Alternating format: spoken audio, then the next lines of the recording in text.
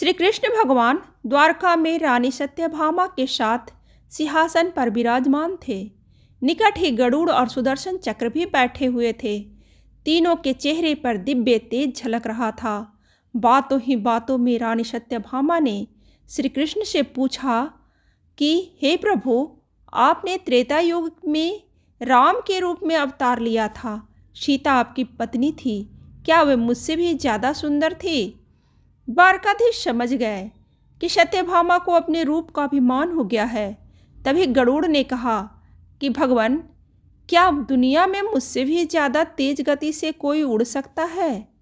इधर सुदर्शन चक्र से भी नहीं रहा गया और वे कह उठे कि भगवान, मैंने बड़े बड़े युद्धों में आपको विजयश्री दिलवाई है, क्या संसार में मुझसे भी शक्तिशाली कोई है? भगवान मन ही मन मुस्कुरा रहे थे। वे जान रहे थे कि उनके इन तीनों भक्तों को अहंकार हो गया है और इनका अहंकार नष्ट करने का समय आ गया है।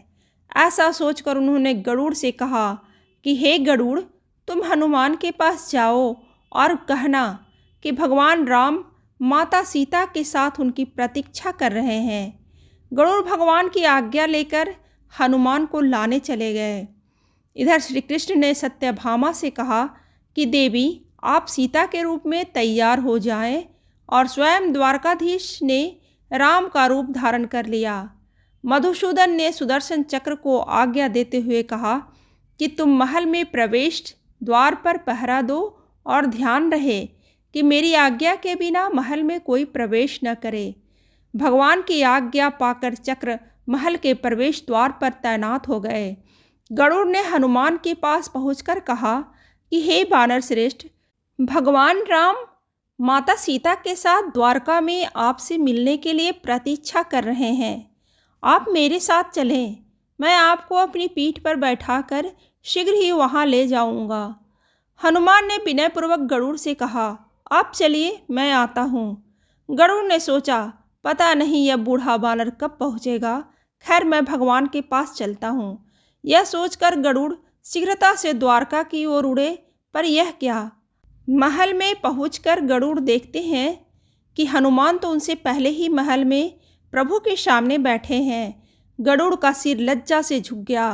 तभी श्री राम ने हनुमान से कहा कि पवन पुत्र, तुम बिना आज्ञा के महल में कैसे प्रवेश कर गए? क्या तुम्हें किसी ने प्रवेश द्वार पर रोका नहीं? हनुमान ने हाथ जोड़ते हुए सिर झुकाकर अपने मुंह से सुदर्शन चक्र को निकालकर प्रभु के सामने रख दिया। हनुमान ने कहा कि प्रभु, आपसे मिलने से मुझे इस चक्र ने रोका था, इसलिए इसे मुंह में रखकर मैं आपसे मिलने आ गया, मुझे क्षमा करें। भगवान मन ही मन मुस्कुराने लगे। हनुमान ने हाथ जोड़ते हुए श्री राम से प्रश्न किया, हे प्रभु, आज आपने माता सीता के स्थान पर किस दासी को इतना सम्मान दे दिया कि वह आपके साथ सिंहासन पर विराजमान है? अब रानी सत्यभामा का अहंकार भंग होने की बारी थी। उन्हें सुंदरता का अहंकार था जो पल भर में चूर हो गया था। रानी सत्यभामा, सुदर्शन चक्र व गरुड़ जी तीनों का गर्व चूर चूर हो गया था। वे भगवान की लीला समझ रहे थे। तीनों की आंखों से आंसू बहने लगे और वे भगवान के चरणों में झुक गए। अद्भुत है लीला आपकी प्रभु। अपने भक्तों के अहंकार को अपने भक्त द्वारा ही दूर किया आपने।